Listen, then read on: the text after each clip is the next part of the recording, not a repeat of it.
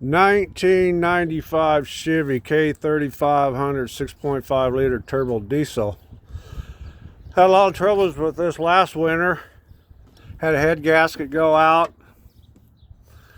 Took all apart, put new head gaskets in both sides. Had an alternator go bad. Had a spare alternator.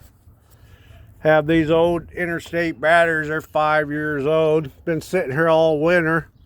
I did start it a couple different times, but I wanted to try this charger out.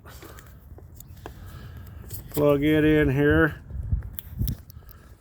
and just see what the batteries show. Okay, they show battery voltage. Let's see, the battery voltage is 12.3. They're a little low. Let's just put a charge on this.